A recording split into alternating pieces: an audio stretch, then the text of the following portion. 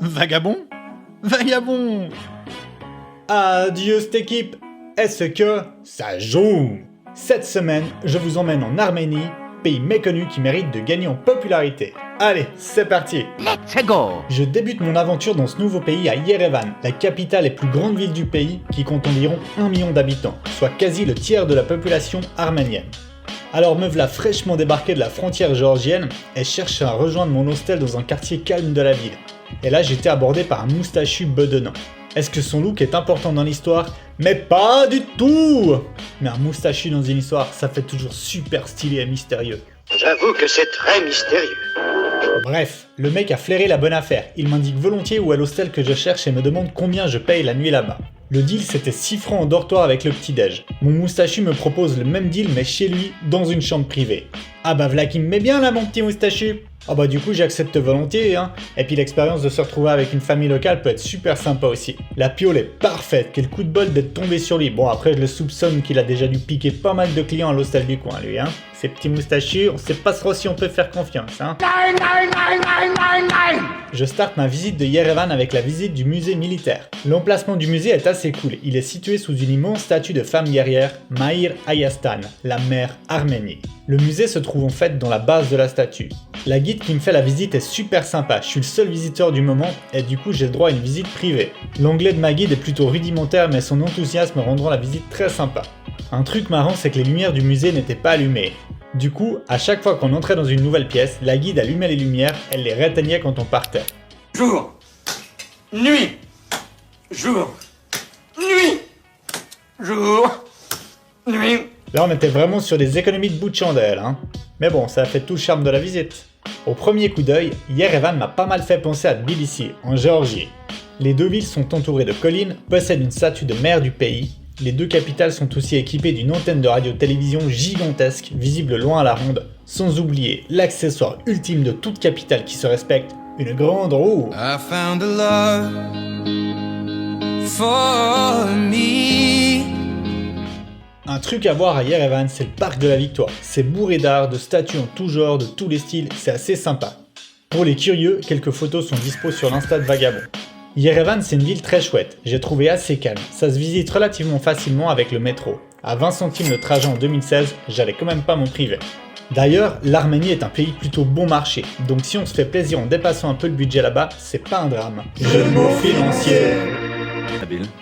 Bon, le truc à pas louper à Yerevan, c'est le mémorial du génocide arménien. Le site est très moderne, avec une vue imprenable sur la ville.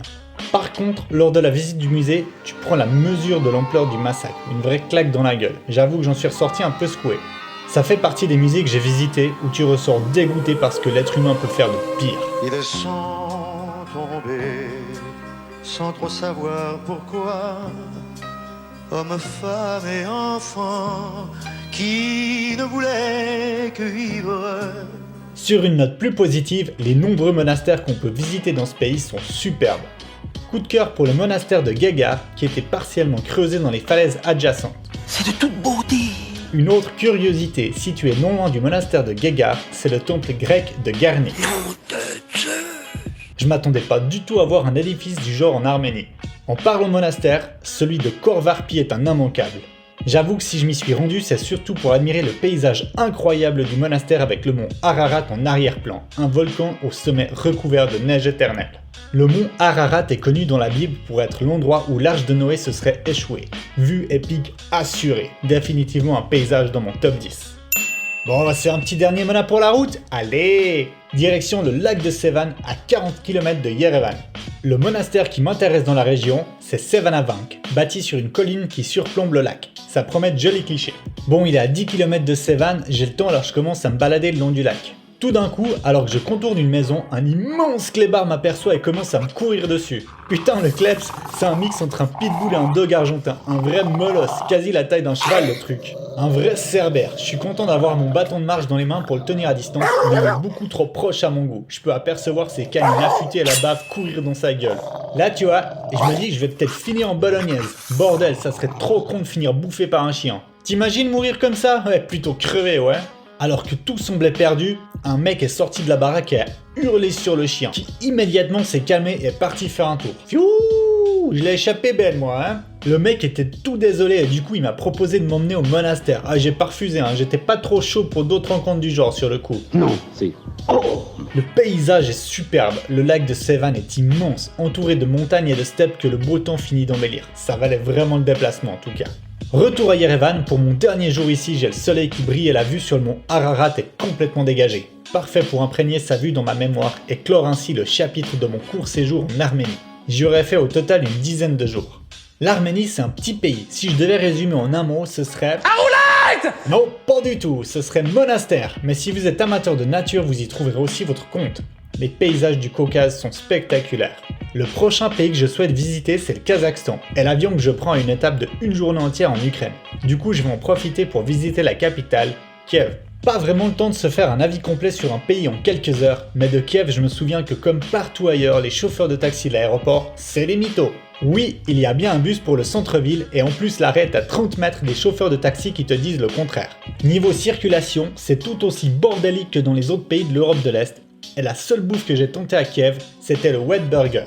Bah mon pauvre ami, c'est un des trucs les plus dégueux que j'ai mangé dans ma vie. En gros, c'est un burger normal, mais une fois prêt, ils le mettent dans une machine qui produit de la vapeur pour le rendre tout humide. Very nice. Ah, j'ai toujours pas compris le concept de rendre un truc passablement beau à un truc définitivement dégueu.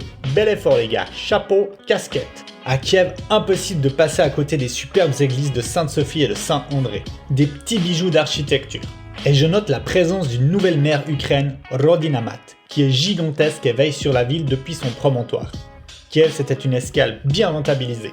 Retour à l'aéroport après ce petit tour rapide de la capitale. Faudra un jour que je revienne en Ukraine pour visiter ce pays. D'ici quelques heures, mon vol m'emmènera vers des contrées lointaines, pleines de promesses et d'aventures. Je me réjouis de découvrir les steppes kazakhs. On se retrouve lundi prochain et d'ici là, je vous souhaite à tous une vagabonde semaine. Bisous, ciao. Ah, et sinon, moi c'est Marc. J'ai écrit, réalisé et produit ce podcast d'après mes expériences vécues autour du monde pendant un voyage de 5 ans. Les liens pour les musiques utilisées sont disponibles dans l'onglet Informations du podcast. Les illustrations et la création graphique sont de mon fabuleux frère Pierre Rossetti, que je remercie chaleureusement. Enfin, Vagabond c'est tous les lundis. Alors, abonnez-vous pour ne rater aucun épisode. N'hésitez pas à mettre des étoiles, à commenter et à vous abonner à mon Instagram. Et aussi à manger des kiwis tous les jours. C'est hyper important de manger des kiwis. Voilà, merci, bisous et à plus l'équipe. Ciao.